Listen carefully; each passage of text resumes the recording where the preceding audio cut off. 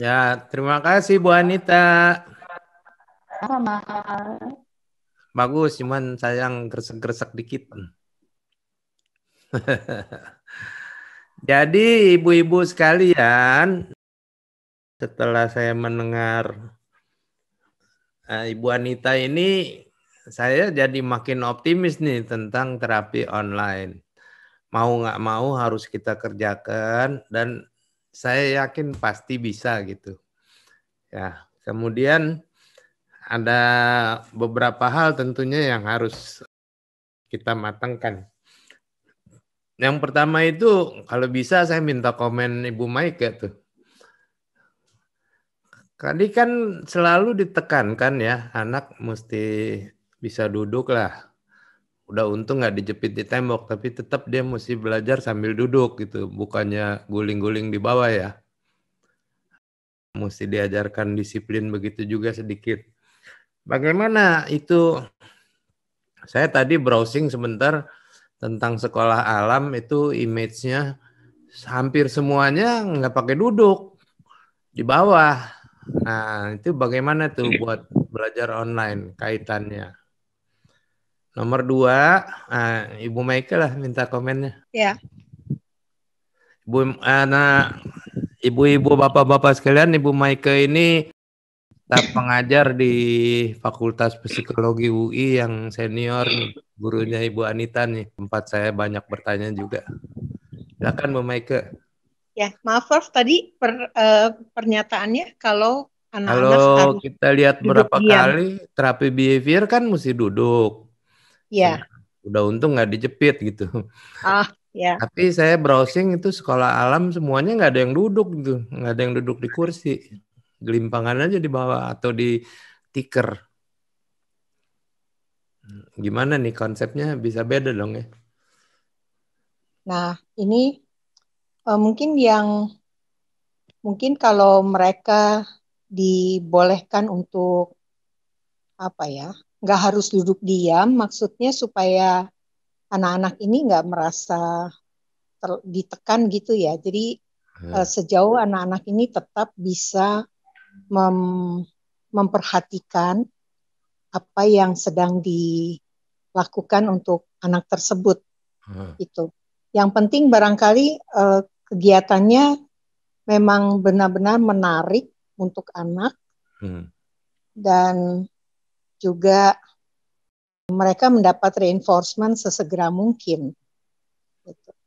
Ya, karena kalau harus duduk diam ya namanya anak yang masih kecil atau anak yang punya masalah tertentu itu akan sulit ya, Prof. Ya baik, terima kasih Bu Maike. Bu Ya, Anita, sama-sama, Prof. jadi kita nggak boleh terlalu strict juga dengan aturan mesti duduk ya? Kan sekarang udah berubah, behavior bisa main-main juga. Jadi barangkali dimodifikasi sedemikian, ada saatnya dia belajar duduk, ada saatnya juga ya sambil ditiker lah atau sambil main-main gitu. Boleh nggak? Ya, koreksi sedikit. Ya, memang duduk di sini bukan berarti harus sepanjang sesi duduk dan lain-lain, kan sangat tergantung. Terapi sensor bisa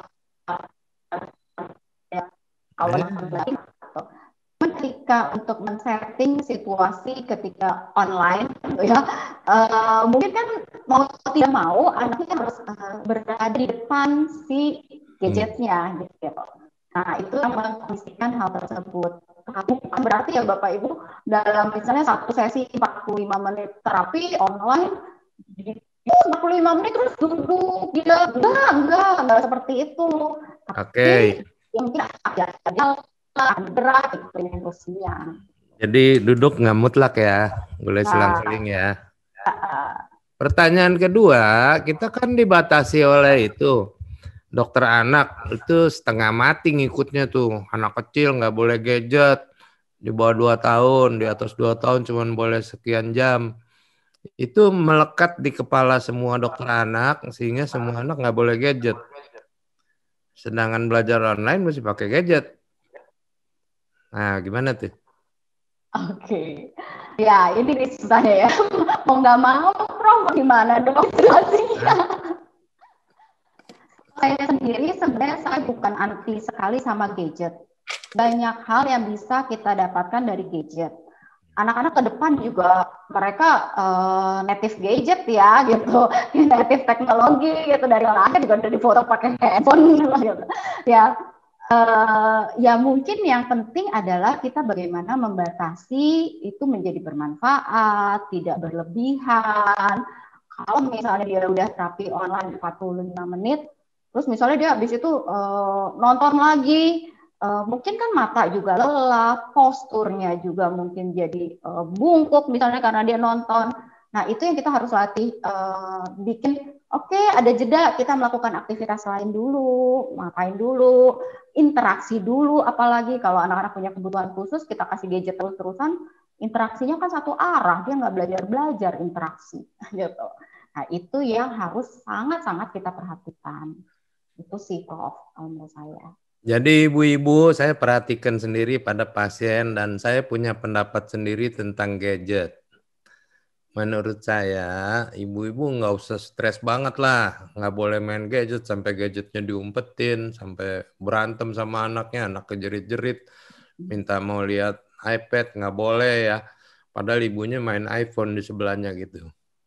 Ya, jadi menurut saya, kalau gadget ini membantu interaksi dengan orang, bagus. Jadi sambil main gadget, kita temenin dia main gadget. Jangan kita main sendiri, anak main sendiri.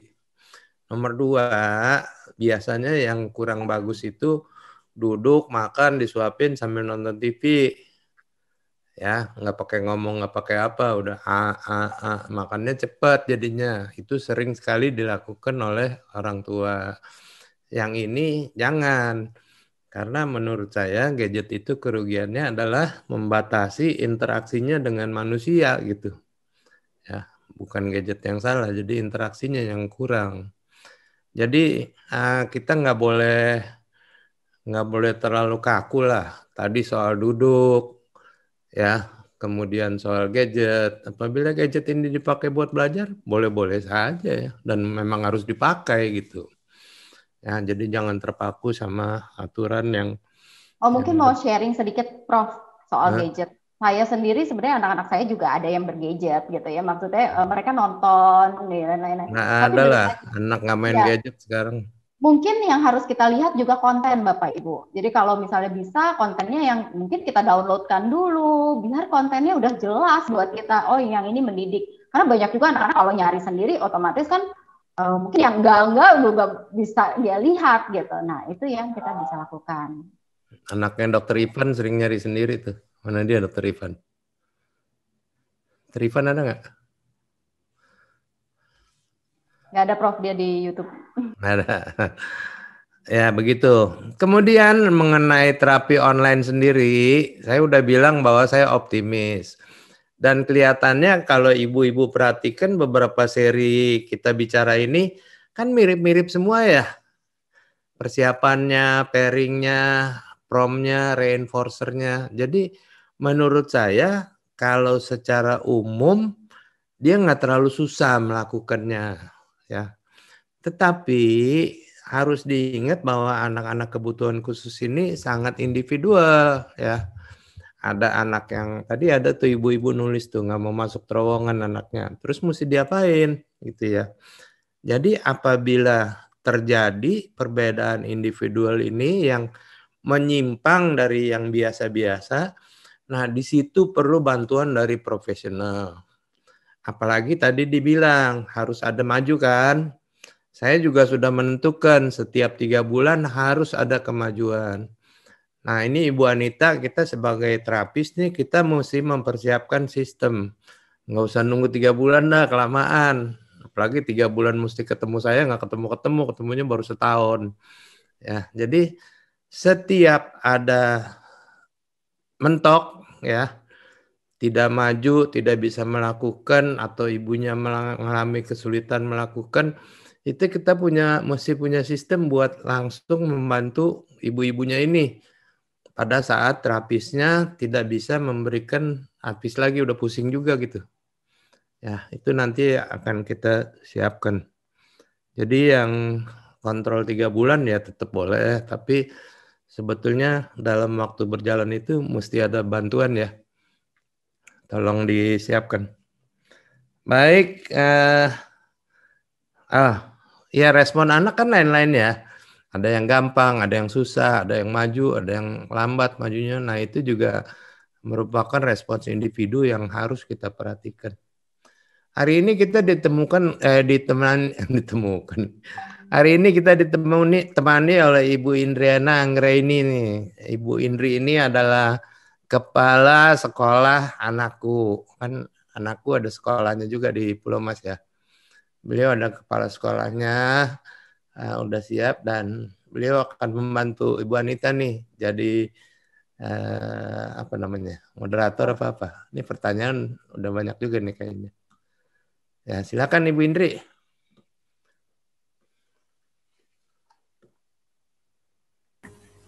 Ya, terima kasih Prof. Ya, langsung aja ya Bu Anita ya. Pertanyaan dari Ibu Diana Setia. Anak usia 22 bulan, diagnosa resiko tinggi autisme, sampai saat ini sedang jalan terapi ABA. Lokasi terapi lumayan jauh. Ingin terapi daring, gimana agar kita percaya diri terapi anak sendiri? Oke, thank you. Terima kasih. Ya, Bapak Ibu, sebenarnya kalau saya selalu bilang Bapak Ibu itu punya power loh. Ya, Bapak Ibu yang sehari-hari sama anaknya, yang pasti paling mengenal anaknya. Nah, kalau nggak percaya diri, terus siapa lagi nanti gitu ya. Nah, Bapak Ibu yang harus percaya diri untuk istilahnya memberikan bantuan buat si anak, karena betul-betul dia akan mengandalkan Bapak Ibu. Nah, tapi memang betul, mungkin Bapak Ibu juga perlu dalam tanda petik dipersanjatai gitu dengan pengetahuan-pengetahuan. Ya, seperti misalnya tadi tentang terapi. Oke, terapi ABA.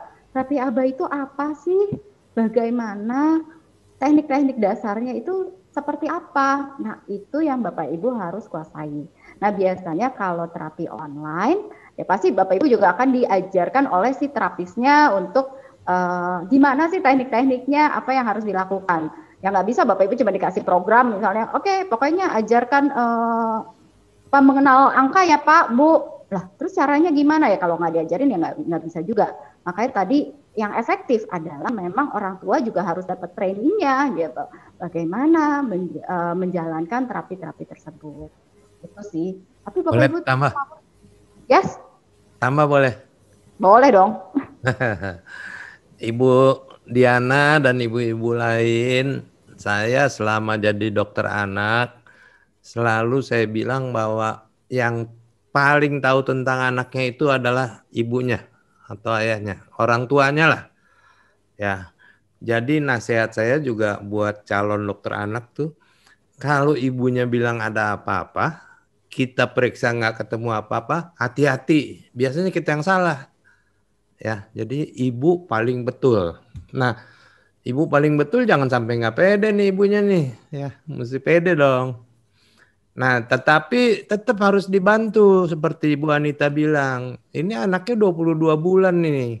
Di terapinya ABA. Saya rasanya kurang setuju. Ya, mulai dulu lah memperbaiki interaksinya. Nggak usah pakai ABA dulu, pakai floor time atau pakai sensory integration. ABA bisa juga memperbaiki interaksinya, tapi masih lebih bagus menurut saya jenis terapi yang lain. Khusus buat interaksi ya. Kalau interaksinya sudah bagus, baru kita segera masuk ke ABA. Ya. Ini buat Ibu Diana ya. Oke, nambahin juga Prof. Nah, mungkin abanya betul setuju sama yang Prof. Abanya ya bukan aba yang dia harus duduk, harus istilahnya belajar kartu-kartu, menyamakan dan lain-lain. Enggak, abanya di sini mungkin lebih yang tadi pairing dulu gitu, menjalin interaksi, biar dia senang dulu dan lain-lain. Jadi banyak aktivitas sambil jalan. Nah, bagus ke tambahan lagi yang tadi nggak hanya ABA kalau sekecil itu gitu. Kesulitannya terapis-terapis ABA yang menggunakan teknik-teknik yang sudah lama itu selalu begitu, duduk samakan tirukan gitu. Nah, ini yang kurang benar ya Ibu Diana ya. Oke. Ya. Baik, pertanyaan selanjutnya dari Ibu Silvana. Anak saya umur 4 tahun, sekarang belum bisa bicara. Kalau nyanyi bisa, tapi tidak jelas. Bagaimana cara terapkan di rumah? Kok loncat sih? Iya. Nah, bicaranya belum jelas 4 tahun ya. Mungkin kita harus cari tahu dulu nih, memang terapinya selama ini sudah jalanin terapi apa, kemudian ya yang pasti Ibu Silvana harus ada panduannya dulu, karena kalau kita untuk terapi di rumah seperti apa kan kita harus tahu kondisi anaknya bagaimana. Kalau di terapi kita kenapa harus ada assessment dahulu, karena kalau bahas terapinya baseline Bu, dasarnya tuh di mana sih kemampuan anaknya. Nah dari kalau kita sudah tahu dasarnya anaknya itu baru kita developnya, baru kembangin naik sedikit. Gak bisa tuh sembarangan kita yang oke, pokoknya pakai program yang ini naikin terus semuanya, nggak bisa gitu. Jadi kita harus tahu dulu kondisi anaknya apa, dibutuhkannya apa, ada kekuatannya apa, yang harus dikembangkan apa, baru kita terapin deh gitu sesuai dengan program yang sudah dibuat. Jadi ada namanya PPI atau program pembelajaran individual, bisa kembangkan. Ini baru Ibu Silvana nih mesti hati-hati sedikit ya, anaknya udah 4 tahun nih, udah mulai deg-degan kita, udah deket ke 5 ya. Jadi menurut saya harus dilakukan assessment ulang. Belum bisa bicara jelas, saya nggak ngerti, belum bisa bicara sama sekali, atau bicaranya artikulasinya buruk, atau artinya nggak jelas, saya nggak ngerti. Kalau nyanyi dia bisa, apa dia nyanyi, apa dia ekolalia, meniru, ya saya juga nggak jelas. Kemudian ini, bagaimana cara terapin di rumah? Ya bisa aja, tapi anaknya harus dilakukan assessment kembali. Kemampuannya bagaimana yang benar, dan nanti dicari terapinya yang betul. Jadi Ibu Silvana nih, telepon aja Ibu Anita tuh, tanya. Boleh. Tadi ada, nanti saya share, ada WhatsApp saya segala gitu. Oke. Ya, terima telepon ya Bu Anita ya. Di WhatsApp ya, jangan ditelepon. Seringkali nggak diangkat kalau ditelepon. Di WhatsApp ya terima. Pertanyaan selanjutnya, halo. Oke. Sudah, Prof? Sudah. Oke. Pertanyaan selanjutnya dari Pak Ferdi Mansyah. Berapa lama terapi online atau belajar online yang efektif untuk anak ABK? Oke, berapa lama mungkin durasi satu sesinya kali ya? Maksud pertanyaannya ya Pak Ferdi ya. Nah kalau berapa lama ya sebenarnya balik lagi sangat tergantung dari anaknya. Ada anak yang memang bisa bertahan 45 menit, ada yang belum, mungkin baru harus dari 5 menit gitu ya. Nah tapi tadi harus dibuat dulu sedikit demi sedikit, yang saya bilang di awal, kita harus ajarkan dulu shaping, nama bahasa behaviornya. Shaping dulu, bikin dulu perilaku itu jadi kebiasaan. Jadi misalnya dia lihat layar, oke, dia kabur lagi, itu oke gitu, nanti lihat lagi, tadi kabur lagi. Nah mungkin selama 45 menit sesi terapi ya seperti itu gitu ya. Tapi bisa jadi ada anak yang bisa lebih 10 menit dia duduk gitu ya. Nah itu sangat tergantung dari si anak. Tapi harus dibentuk sedikit, lama-lama makin panjang. Nah kalau 45 menit ini juga bukan patokan harga mati ya. Saya bilang 45 menit karena dari yang umum dilakukan banyak kan adalah 45 menit itu sesinya. Gitu. Tapi sangat tergantung individual. Ada anak yang nggak kuat ya udah 20 menit. Ada anak yang tahan ya 45 menit. Ya. Tergantung sekali. Jadi memang beda ya masing-masing anak ya Bu Anita ya. Iya. Dan jangan lupa itu dibentuk dari pembiasaan ya sejak awal ya. Tuh ya Bang.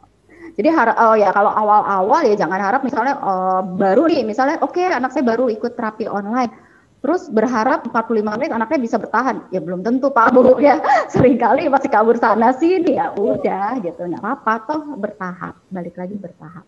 Tapi harus dibiasakan tadi pakai token. Ya, kamu duduk, kita pasangin tokennya. Ya, kamu hebat. Nih fokus ya. Dapat tokennya, dapat rewardnya, dapat reward. Oke, selanjutnya dari Pak Rahmat. Bagaimana caranya ikut terapi online yang baru mau join? Apakah anak di assessment dulu? Oke, Pak Rahman, pasti harus harus di assessment dulu karena kita tahu apa gitu dan apa yang harus kita kembangkan. Pasti harus assessment dulu. Itu untuk basic kami bikin program terapinya. Tambah ya. Yes. Jadi nih buat Pak Rahman sama Pak Ferdi, Pak Rahmat sama Pak Ferdi Mansyah hampir sama nih. Bagaimana terapi online ya? Jadi awalnya nomor 1 menurut saya diagnosisnya harus tegak dulu. Anak terlambat bicara itu kan sebabnya macam-macam dan berbeda-beda. Kemudian juga kepintaran tiap-tiap anak berbeda-beda. Itu akan mempengaruhi nanti hasil terapinya. Bagaimana kita menegakkan diagnosis? Itu sudah kita sediakan mulai, tapi ribet ya. Di Anakku ID ada link tree-nya, tinggal diklik aja. Nanti itu masukkan ada kuesioner, gangguan bicara bahasa ya. Ini buat menegakkan diagnosis loh. Selanjutnya ada kita minta membuat beberapa video. Petunjuknya juga sudah ada. Apabila sudah isi 2 tersebut, boleh ditambah MChat kalau umurnya cukup sesuai. Ada juga di situ. Itu kita kira-kira 90% udah bisa menegakkan diagnosisnya. Habis ditegakkan diagnosisnya, biasanya kita tentukan ini anak mesti terapi apa yang sesuai. Karena terapinya kan ada macam-macam. Ya. Nah, setelah ditentukan terapinya, masih dilakukan assessment lagi oleh terapisnya. Assessment untuk menentukan kekuatannya apa dari anak ini dan kelemahannya apa dan apa yang mesti diajarkan. Ya. Jadi nggak ada yang instan, satu-satu. Diagnosis dulu, kemudian nanti assessment, baru dilakukan terapi. Setelah terapi juga harus ada follow up-nya, nggak bisa lepasin aja sama terapis. Kalau cuman mengantungkan diri sama terapis, biarpun terapi online atau terapi tatap muka, majunya jelek aja, atau majunya kurang. Kalau orang tuanya nggak ikut-ikut, ya. Oke.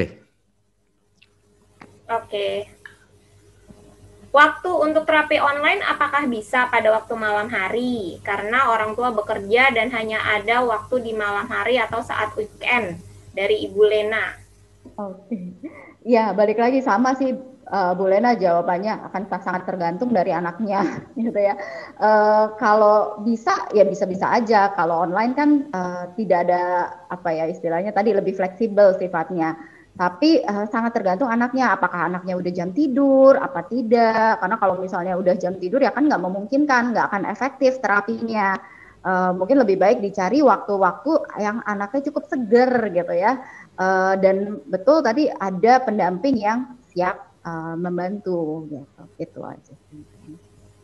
Oke, selanjutnya dari Ibu Seli Hardiani, terapi online yang harus dilakukan untuk menambah motivasi menulis pada ABK. Padahal sebenarnya kekuatan tangan sudah bagus. Hanya saja anak sangat malas jika melakukan kegiatan yang menggunakan pensil dan semacamnya. Nih Bu, gimana nih? Oke, nah ini sebenarnya Bu Seli perlu lihat webinar yang kemarin tuh 2 minggu lalu ya. Tentang sama Bu Meni gitu ya, sama Dokter Seli yang sebelumnya sama Dokter Seli. Nah itu tentang kegiatan menulis. Nah itu mungkin bisa jadi referensi Ibu Seli untuk melihat gitu.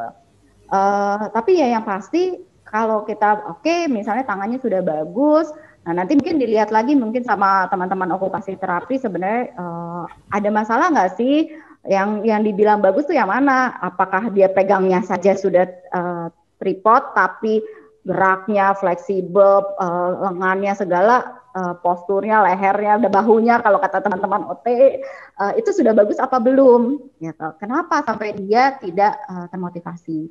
Nah selain itu kalau dari behavior kita biasanya lihat kalau misalnya dia menulis hasilnya bagaimana gitu kan.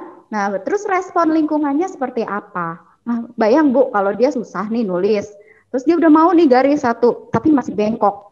Terus dia bilang, aduh salah, hapus lagi, coba lagi ya betul lurus, hapus lagi, coba. Itu bukan reinforcing buat anak, itu malah membuat anak kehilangan motivasi. Nah ini yang sering kali terjadi proses pembelajaran dalam tanda petik yang salah, anak akhirnya nggak mau lagi tuh nulis, udah nggak menyenangkan buat saya. Nah yang kita harus lakukan, oke, anak misalnya garis, wih hebat, kamu mau pegang alat tulis, good, dapet tokennya nih. Kita coba lagi ya, satu lagi. Miring, ya udah nggak apa-apa dulu, yang penting anaknya mau dulu gitu ya, tulis, betul hebat, oke lagi sampai dia betul-betul merasa pede gitu ya, percaya diri dan termotivasi. Kalau belum apa-apa udah kita salahin misalnya atau kita hapus karena belum betul, nah seringkali anak udah turun dulu tuh motivasinya, nggak mau lagi saya kabur aja gitu, ya. Nah itu yang harus dilihat. Jadi kita nge-reward nggak sih, kita mengapresiasi nggak sih usaha si anak? Oke. Ini yang saya lihat sepanjang saya praktek nih Bu Anita. Jadi motivasi itu mesti timbul dari dibantu oleh orang tuanya sebetulnya ya, bukan diserahkan ke terapis. Kemudian kasih horenya sama anak-anak nih susah banget. Tapi hukumnya gampang, salah, jangan, nggak boleh gitu. Nah ini yang jadi sepanjang cerita Ibu Anita nih keterangan yang barusan ini yang paling bagus gitu. Tolong didengarkan ibu-ibu, bapak-bapak. Ya. Tidak ada jangan, tidak ada salah, ya. Tapi harus hore, hadiah, ya. Kalau dia bisa. Ya. Mungkin sharing sedikit, Prof. Saya punya kasus beberapa yang anak-anak dalam tanda petik dianggap bermasalah karena anaknya dalam tanda petik bandel gitu ya. Ketika dalam situasi klinik, ketika saya asesmen doang gitu ya dalam sebagai psikolog, nah kalau kita kasih apresiasi itu anak udah berubah total. Udah. Jadi benar-benar power of reinforcement sosial itu kenceng banget. Kalau saya selalu rasain itu. Jadi betul-betul power Putus.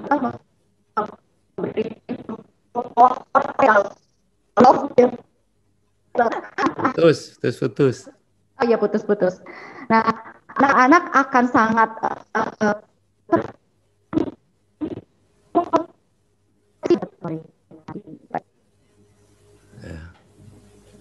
Saya kena diludahin juga sama pasien baru masuk.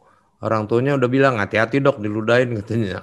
Saya bilang, masa dia ngeludahin saya? Benar baru lihat, aja katanya ya. Tapi kan nggak saya marahin tuh anak. Ya, saya cuek aja, terus saya ajak main sedikit. Kamu pinter, kamu manis. Manis sendiri sih. Ya kena juga diludahin sih.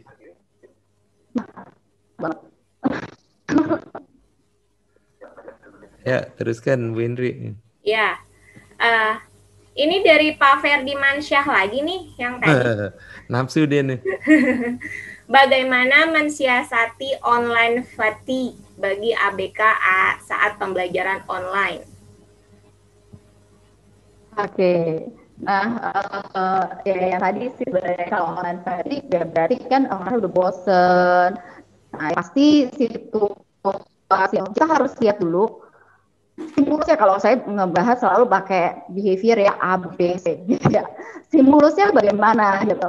Apakah stimulusnya itu begitu-begitu aja juga ya dari online terapinya misalnya, datar-datar aja, tidak ada ekspresi atau kurang bervariasi gitu ya. Itu juga bisa menyebabkan anak bosen, kalau jenuh gitu loh kalau kita bilang. Nah, tapi selain itu juga bagaimana respon kita kalau misalnya dia sudah berhasil balik lagi di horror. Nah,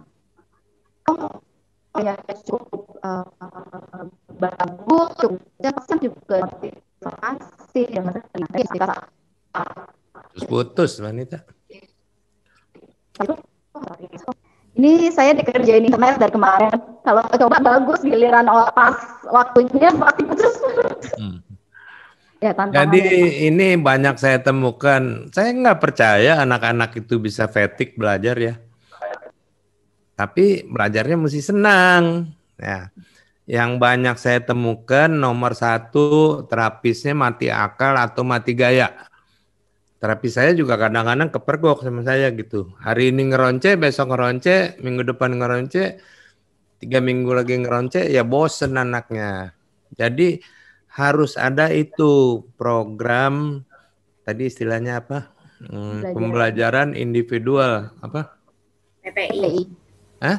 PPI. PPI, program pembelajaran individual. Jadi kita udah siapkan nih 1 bulan, hari ini belajar ini, hari ini belajar ini, hari ini belajar ini, dan mesti ganti-ganti. Yang sudah bisa dilupakan apa enggak? Enggak, diulang juga tapi sedikit. Nanti belajar lagi yang baru gitu. Ya. Jadi ini kalau anaknya dibilang fatigue atau lelah, ini salah tekniknya, kurang bagus menurut saya nih. Membosankan. Ya terapisnya juga mesti oke lah ya. Iya, tampilannya juga harus menarik buat anak. Misalnya kayak gini, orang ngomong terus terapis bicara, ya pasti juga buat anak harus menarik. Kita bisa kayak tadi saya share screen tentang misalnya kayak bintang mau bolak-balik, gitu ya, kasih surprise kado yang tiba-tiba terbuka, gitu. Itu reinforcing buat anak. Nah itu yang kita harus lakukan juga.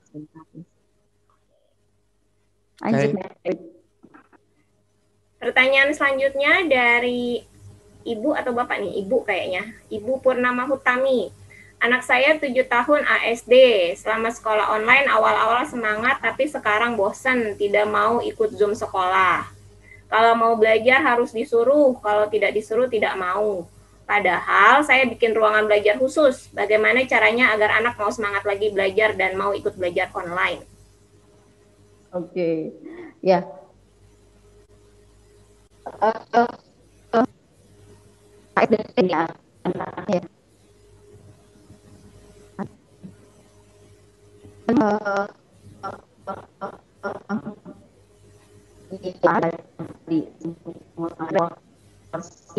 Nggak kedengeran sama sekali, Bu Anita. Oke.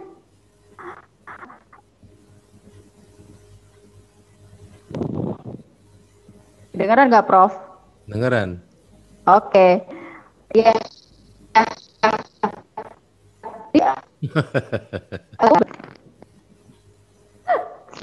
Maaf ya Bapak Ibu, ini tiba-tiba banget nih beneran. Ya, pokoknya bagaimana kita mereinforce sebenarnya, bagaimana kita memberikan apresiasi pada anak tentang belajarnya. Kalau mengenai ruangan, kita harus lihat apakah di ruangan lain ternyata lebih menyenangkan daripada di ruangan belajarnya. Ada dia bisa lari-lari, ya pasti otomatis buat dia menyenangkan di sana gitu. Jadi kita harus hati-hati. Ini ada kata-kata begini nih, awalnya semangat tapi sekarang bosan. Iya, salah belajar. Ini dong caranya salah. Iya, seringkali juga yang tadi dia semangat bisa diapresiasi Prof gitu. Seringkali kalau misalnya dia jawab, misalnya gurunya nggak dengeran atau dia jawab nggak di reinforce gitu. Nah itu anak-anak lama-lama turun tuh motivasinya, nggak semangat lagi. Nah, itu yang harus diperhatikan. Mungkin kita bisa komunikasi sama gurunya bahwa nih kurang semangat nih, gitu ya. Mungkin bisa diperhatikan seperti apa biar juga dapat perhatian khusus sih.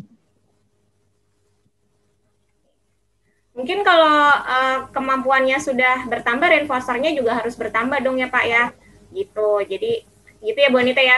Yes, betul. Differential reinforcer jangan lupa. Iya. Jadi reinforcernya juga harus dimodifikasi kayaknya biar lebih semangat anaknya belajar. Dari Ibu Rizky Amelia, anak 2 tahun sudah ikut terapi online di anakku. setiap PR yang dikasih tidak semua bisa dilakukan, seperti masuk terowongan, dia tidak mau. Apakah tidak apa-apa bila tidak bisa ikuti semua PR yang disarankan? Oke, kalau tidak apa-apa sebenarnya dalam arti Bu, ya nggak apa-apa, Ibu juga jangan stres-stres banget harus semuanya, nanti mamanya stres, anaknya yang depres gitu ya. Nah, itu yang kita harus lihat, yang kita usahakan semaksimal mungkin. Tapi kalau ada kendala, silakan dikomunikasikan dengan terapisnya gitu. Oh, anaknya nggak bisa nih, nggak mau nih, dikomunikasikan sama terapisnya. Anda ini nggak, Ibu Titi ada nggak? Iya, Prof. Jadi nggak mau main terowongan. Kita mesti kembali ke prinsip bahwa SI itu tidak bisa resep kan? Iya. Ibu-ibu, bapak-bapak, ini kepala terapis saya nih, Ibu Titi nih, udah ikut saya bersama saya 20 tahun nih, walaupun mukanya muka anak-anak, tapi anaknya udah 2 sebetulnya. Jadi tolong terangkan Bu Titi, terapi SI ini nggak boleh resep, jadi hari ini mesti masuk terowongan 5 kali, besok mesti main ayunan 2 kali gitu. Nah, terus kalau dia nggak mau, mesti dipaksa apa diganti? Kan prinsipnya mengikuti kemauan anak. Oh ya, oke. Tadi dengan Ibu siapa, Mbak Indri? Ibu siapa nih? Ibu Rizky, Amelia. Ibu Rizky. Ya, Bu Rizky. Kalau misalnya anaknya tidak mau main tidak mau mengikuti PR yang dianjurkan sama terapis, nah Ibu tanya lagi Bu sama terapisnya, gitu. Ibu bisa by WhatsApp gitu ya, tanya sama terapisnya PR apa nih yang lain yang bisa menggantikan si terowongan ini gitu. Jadi nggak harus masuk terowongan kalau anaknya nggak mau, mungkin karena mungkin anaknya memang masih takut dengan tempat sempit, masih takut dengan ruang panjang, kan terowongan itu panjang ya gitu ya, jadi mungkin dia masih takut di situ gitu, jadi bisa aja aktivitasnya harusnya diganti ya, mungkin sama stimulasinya sama dengan terowongan gitu. Jadi benar kata Prof, kalau misalnya PR itu bukan nggak harus itu aja gitu. Jadi memang bisa dimodifikasi dengan mainan yang lainnya atau aktivitas lainnya. Jadi mamanya jangan stres kalau misalnya nggak bisa masuk terowongan, ya coba aktivitas lain, dan tapi Ibu tanyakan sama terapisnya gitu. Yang cocok untuk anak ini selain terowongan tuh apa? Gitu. Bisa jadi misalnya selain terowongan mungkin dia kayak maksudnya dia ngambil mainan di kolong meja kan nggak panjang ya kayak terowongan gitu ya, tapi mejanya juga jangan pendek-pendek banget gitu, jadi meja yang rada tinggi, terus dia ngambil tuh benda di kolong meja. Nah itu kan hampir sama sebenarnya sama terowongan. Mungkin simulasinya adalah mungkin dia merangkaknya mungkin, atau mungkin di tangannya untuk dia nahan tubuhnya gitu, bisa jadi seperti itu. Tapi saya nggak tahu nih stimulasi terapisnya dia butuh stimulasi apa gitu. Jadi coba Ibu tanyakan sama terapisnya gitu. Ya. Kalau saran saya seperti itu. Jadi gitu, kalau nggak mau masuk terowongan jangan putus asa Bu ya. Masih banyak cara lain. Ya, pokoknya anaknya harus senang. Nggak boleh susah. Iya. Kalau ibaratnya masih ada jalan ke menuju Roma yang lainnya. Oke. Berarti itu orang tuanya harus sering-sering ini ya, kalau anaknya menolak harus tanya lagi sama terapisnya apa yang harus dilakukan ya. Ya. Terapis itu harusnya sih bisa di WhatsApp walaupun nggak sering-sering ya, tapi kalau misalnya ibunya mentok atau apa, coba WhatsApp sama terapisnya. Oke. Selanjutnya pertanyaan dari YouTube nih, dari Bapak Yopi Sopian. Tips and trick anak main gadget berlebihan dan gimana cara pendampingan anak bermain gadget sampai anak minim interaksi terhadap lingkungan sekitar. Sorry, saya nggak nyalain video ya, lagi trouble beneran. Ya, kalau tips and triknya untuk gadget tadi, Ya balik lagi, memang kita harus lihat durasi anak itu terlalu lama untuk main gadgetnya.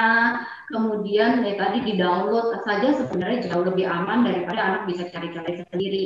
Kalau di download itu sebenarnya kita juga lebih safe karena kita tahu kontennya betul-betul isinya apa saja gitu. Itu lebih safe. Selain itu kalau saya sih lebih selalu yang tadi Prof bilang, anak itu nggak boleh dibiarinin sendirian dengan gadgetnya. Ya. Itu harus tetap ditemenin, harus tetap didampingi, biar dia ada interaksi. Gak bisa, apalagi kalau anak-anak dengan gangguan perkembangan baik otistik, gitu, gangguan perkembangan bahasa, yang lain-lain juga kalau misalnya kita biarkan sendirian dia dengan gadget, ya tadi nggak ada tuh interaksinya, komunikasi dua arahnya. Biasanya orang tua akan bilang, bisa kenal ABC, bisa 1, 2, 3. Tapi anak jadi tidak tahu bagaimana menggunakannya. Padahal yang penting kan adalah bagaimana menggunakannya. Gitu ya, menggunakan komunikasi. Gitu. Selanjutnya, ya, selanjutnya dari Pak Yosep, anak saya usia 3 tahun, belum bisa bicara. Untuk intonasi sudah ada, cuma belum jelas bicaranya.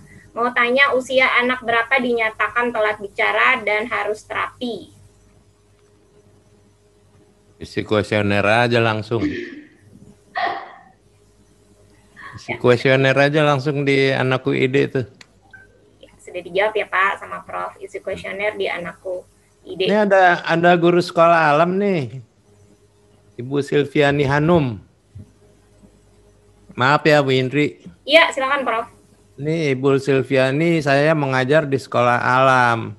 Bagi anak-anak yang kebutuhan khusus, memang harus didampingi dalam belajar online. Sekolah alam juga pakai meja kursi, katanya. Jadi minta maaf Bu ya, saya bukan jelekin sekolah alam, enggak. Saya mau mencari jalan tengah antara terapi behavior yang ya boleh dibilang yang zaman dulu lah, yang kaku sekali, yang harus duduk, tirukan gitu ya. Terus dengan sekolah alam yang kalau kita lihat di YouTube, kita di Google ya, ketik sekolah alam, kita lihat image-nya itu dari 20 image cuman 1 yang ada kursinya kayaknya ya, yang lain duduk di bawah gitu. Bukannya sekolah alam ini nggak benar Bu, enggak. Saya cuman mau mencari jembatannya gitu. Kita nggak boleh ekstrim lah. Terlalu bergelimpangan juga nggak bagus. Terlalu ngotot mesti duduk juga nggak bagus. Cari tengah-tengahnya yang paling sesuai buat anak. Nah, kalau kebutuhan khusus dimasukkan sekolah alam langsung, saya nggak tahu di sekolah alam itu apakah berdasar teknik behavior apa tidak. Kalau itu berdasarkan sekolah biasa, ibu akan mengalami kesulitan buat anak-anak kebutuhan khusus. Ya. Jadi alangkah bagusnya kalau guru-guru di sekolah alam itu juga belajar mengenai teknik-teknik behavior yang sederhana. Ibu Indri ini kepala sekolah ya? Ya. Apakah sama Bu sekolah karena kebutuhan khusus dengan sekolah biasa? Beda. Agak beda kan? Ya mesti lebih sabar, mesti orientasinya lebih banyak, bantuannya promnya mesti lebih banyak gitu. Jadi Ibu Silvi nih boleh nih kita diskusi lebih lanjut nih. Ibu WA saya aja. Ya saya senang berhubungan dengan yang lain-lain yang juga menangani anak-anak kebutuhan khusus ini. Oke. Selanjutnya dari Ibu Nita. Wah, namanya sama. Anak saya 5 tahun 8 bulan sudah masuk TK. Pelajaran formal dapat dikuasai, tetapi sosial interaksi dan komunikasi dua arah tidak. Terapi SI, okupasi, dan lain-lain sudah lebih 1 tahun dan sekarang mulai memukul dan menyakiti diri sendiri. Ini pertanyaan klasik nih. Anaknya pinter tapi nggak mau komunikasi, terus interaksinya jelek. Terus mulai timbul perilaku negatif. Mana Bu Anita tuh? Yes, agak pindah nih Prof. Udah lebih jelas nggak? Jelas. Oke, ya. ya mungkin ini yang harus kita kalau seperti ini kayaknya butuh apa ya, assessment lebih mendalam nih. Sebenarnya saya nggak bisa jawab gitu ya, dalam artian kita harus lihat gitu kan, kalau dia menyakiti diri, kalau dalam behavior pasti segala perilaku negatif itu ada fungsinya. Kalau kemarin nanti Ibu juga bisa lihat mungkin di webinar-webinar yang ada di anakku.id tentang misalnya perilaku menyakiti diri ini biasa termasuk dalam perilaku negatif. Nah, perilaku negatif itu biasa punya fungsinya. Either dia karena masalah sensori, karena masalah atensi, kebutuhan akan perhatian gitu ya, atau kebutuhan akan sesuatu yang sifatnya tangible atau benda, mainan, makanan, karena pengen sesuatu gitu ya, atau justru karena menghindari sesuatu. Nah, ini yang kita harus lihat, perilaku menyakiti dirinya ini tujuannya untuk apa. Yang lain kadang seringkali juga perilaku menyakiti diri juga bisa disebabkan karena misalnya masalah, kalau kita bilang medis gitu, sakit gigi, sakit telinga, itu juga bisa jadi masalah buat anak-anak yang punya kebutuhan khusus ini gitu. Nah, jadi harus dilihat lagi lebih dalam masalahnya. Terus tadi pertanyaan yang pertama apa, Mbak Indri? Sorry. Yang mana? Sebelum soal self injury behavior-nya. Oh, ini sosial interaksi dan komunikasi dua arah tidak. Oke, ya. Nah berarti kan itu memang butuh penanganan yang lebih soal untuk kita harus bikinkan program gitu loh Bu, untuk hal tersebut. Bagaimana meningkatkan kemampuan sosialisasinya, gimana meningkatkan interaksinya. Kalau dalam behavior kita ada program-programnya social skills gitu. Jadi memang apa sih yang bisa mereinforce dia, misalnya apa sih yang bisa meningkatkan interaksinya dia, komunikasinya dia, itu semua ada programnya. Jadi kalau saya sih saranin ya memang assessment dulu, biar dibuatkan program pembelajaran individualnya. Jadi lebih dapat. Anaknya usia berapa ya tadi ya? 5 tahun 8 bulan. Oke, ya butuh secepatnya tuh karena udah cukup besar juga ya. Selanjutnya dari Ibu Dewi Widya, cucu saya 2 tahun 11 bulan, dari assessment VB-MAP masih di level 1. Selama pandemi terapi di rumah, masih kesulitan demanding, texting, dan echoing. Sementara untuk skill lainnya bagus seperti listener, responding, motoric imitation, dan lain-lain. Mohon sarannya. Ini top nih ibunya nih. Neneknya Prof. Neneknya luar biasa loh Prof. Berarti ya neneknya paham benar nih VB-MAP gitu ya. Ya bagus banget tuh Nek. Saya apresiasi dulu neneknya. Neneknya ya? Neneknya luar biasa. Wah, hebat nih. Beruntung sekali nih cucunya punya support system yang seperti ini. Ya, kalau kita lihat lagi Bu ya, kalau misalnya tadi kan terkait sama kemampuan mending itu kan kemampuan minta itu masih terbatas. Nah mungkin kita juga harus kembangin lebih banyak program-program yang sifatnya ke program mending gitu. Jadi benar-benar fokus programnya adalah ke program mending. Kalau listener responding terus terang banyak sekali kita melatihnya lebih ke kemampuan listener responding. Mungkin buat ibu bapak yang belum paham tentang listener responding, ini kita bilangnya bahasa pemahaman. Jadi kalau anak suruh tunjuk merah, anaknya bisa tunjuk, tapi nggak ngomong, gitu. Tunjuk aja melakukan. Ambil tisu dia ambil, buang sampah dia buang, dia melakukan, tapi tidak komunikatif gitu. Nah tapi kalau mending itu kemampuan minta itu motivasinya dari si anak punya kebutuhan. Nah dia jadi akhirnya lebih spontan sifatnya. Nah kalau kita mau ngajarin anak bicara, program yang utama biasa kita ngajarin program mending. Bukan maksa ya, bukan memaksa anak, ayo harus minta, misalnya nih saya ada tisu berulang-ulang seringkali orang tua gitu ya, saking harus ajarin minta ya Bu, terus gitu ya minta tisu, enggak seperti itu.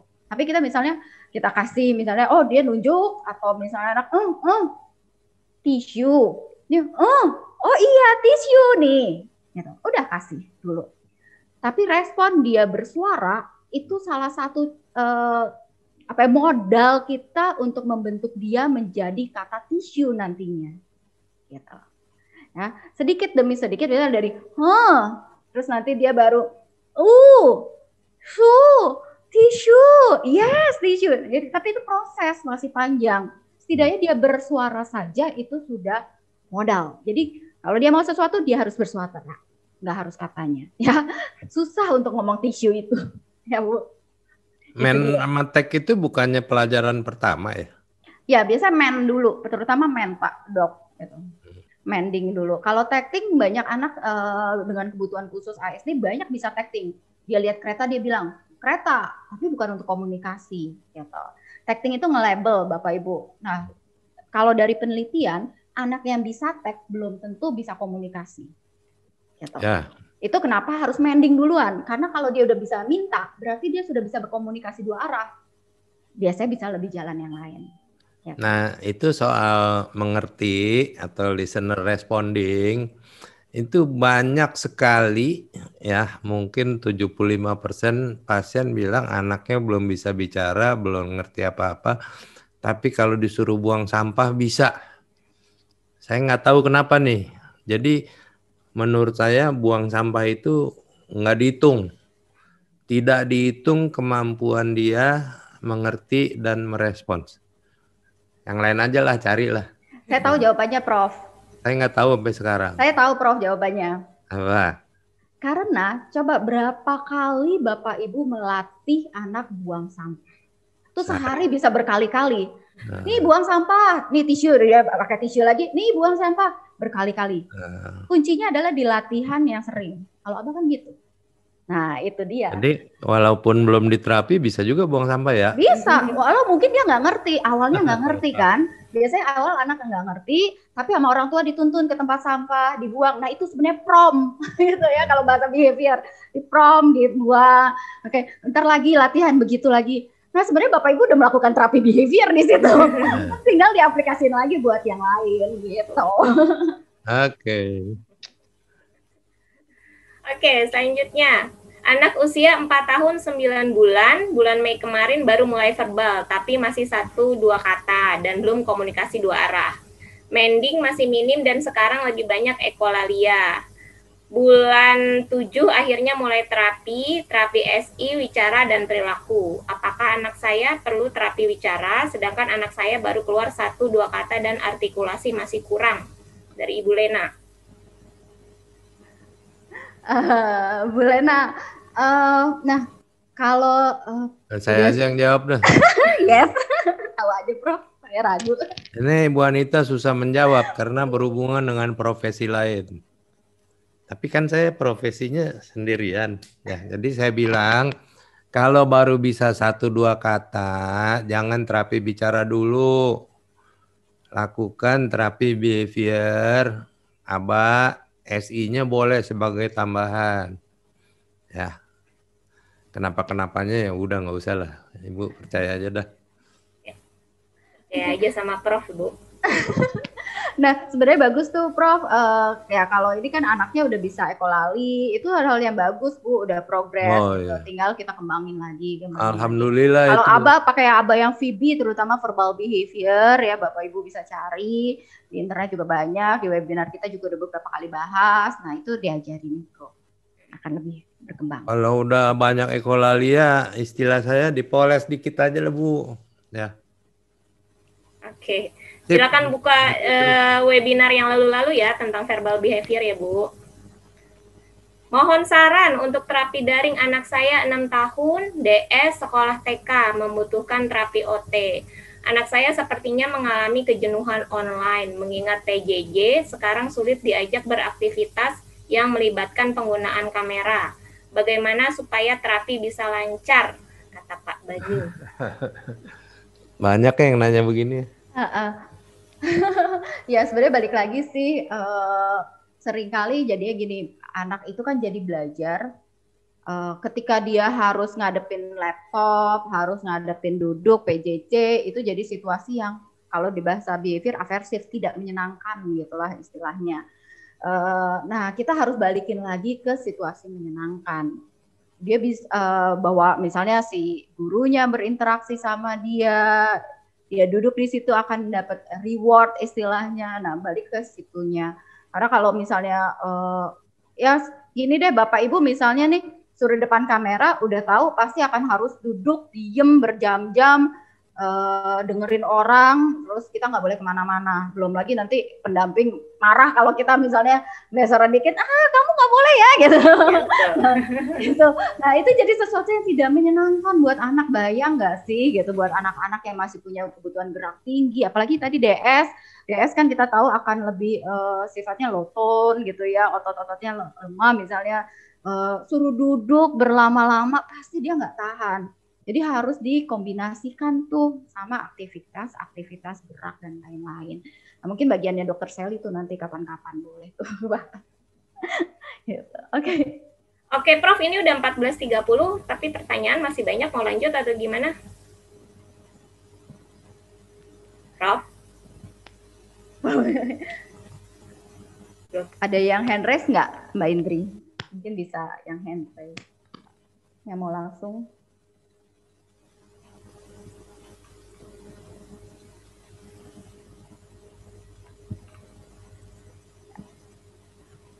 Nggak ada. Oke. Nggak ada. Oke, lanjut aja dulu pertanyaan sedikit lagi. Oke ya, lanjut sedikit lagi ya. Kapan ada training untuk orang tua? Nah, ini yang ditunggu-tunggu nih.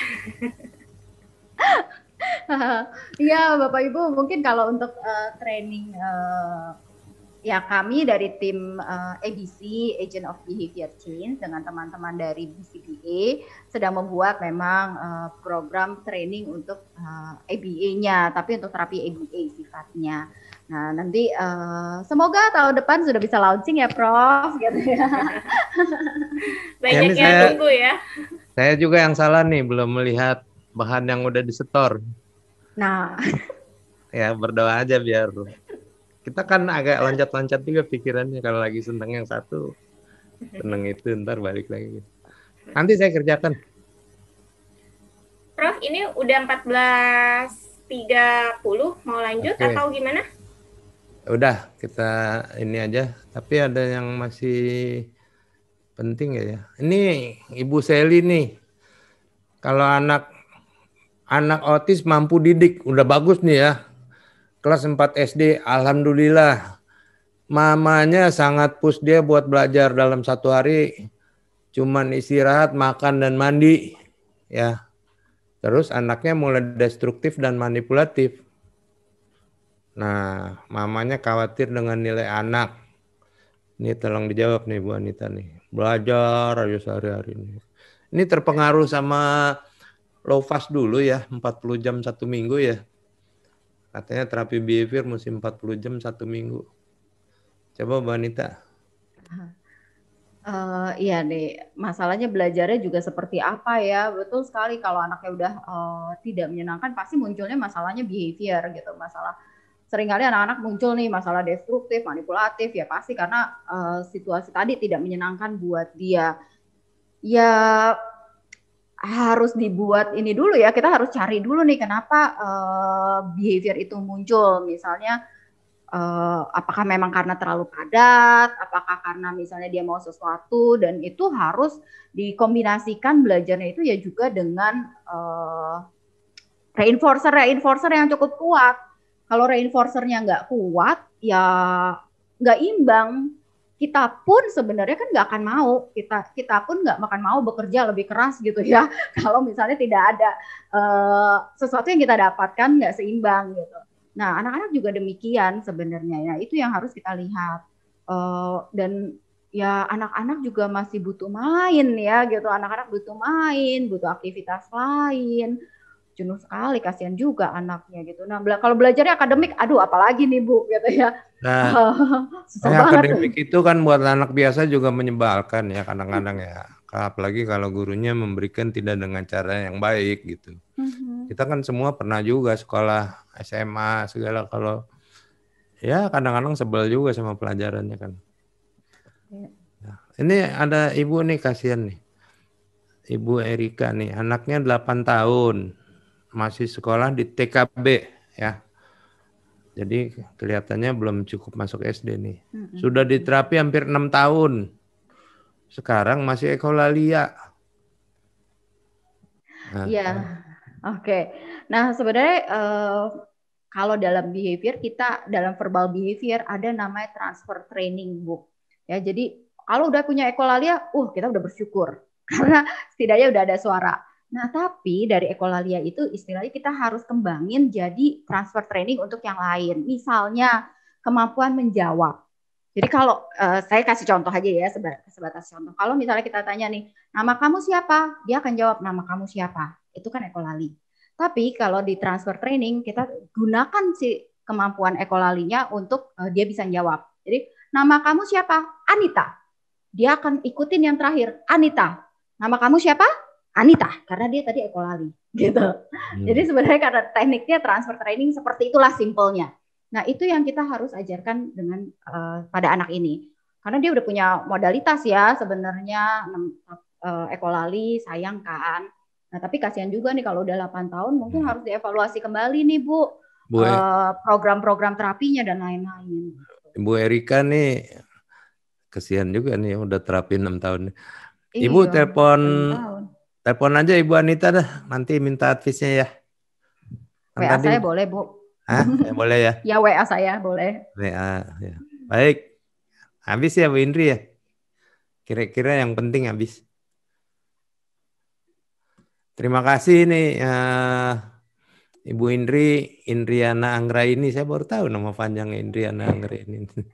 2 minggu lagi, Prof. 2 minggu lagi Bu Indri ya. Ibu yang maju ya. Jadi dari sisi sekolah mungkin. Wah, penting tuh. Terima kasih banyak Ibu Indri sudah jadi MC. Kemudian Bu Anita juga terima kasih banyak.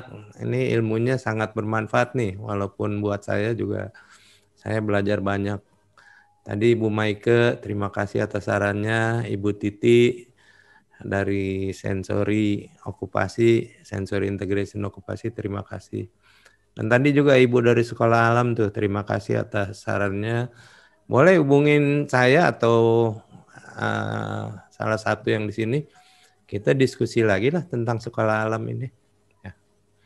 Jadi ibu-ibu dan bapak-bapak lihat. Kalau si dokter sama si terapis sama si guru visinya sudah sama ya. Terus ngertinya juga kira-kira sama. Kita akan berjalan lancar semuanya. Kan jawabannya kira-kira sama nih. Bu Anita, saya segala macam. Tapi kalau masing-masing terapis berdiri sendiri-sendiri, mau menang sendiri, nggak mau dengerin yang lain, nah ini celaka kita. Ya. Udah diagnosisnya mungkin salah, waktu berlangsung tanpa ada kemajuan, dan lain-lain. Ya. Pengalaman saya sih, bikin klinik terapi ini yang paling susah adalah menyatukan visi dan kemampuan dari semua terapis ya dan guru yang latar belakangnya berbeda-beda ya. Alhamdulillah sampai sekarang sih kita masih cocok ya. Nggak ada yang berantem sama saya kan. Semuanya masih cocok. Terima kasih ibu-ibu dan bapak-bapak. Silakan Ibu Anita, Ibu Indri kasih penutup. Iya, terima kasih Bapak Ibu. Semoga bermanfaat semuanya. Silakan Mbak Indri. Terima kasih Bapak Ibu. Jangan lupa, jangan ragu untuk ikut terapi online ya. Silakan cek di Anakku ID. Gitu. Terima kasih. Selamat sore.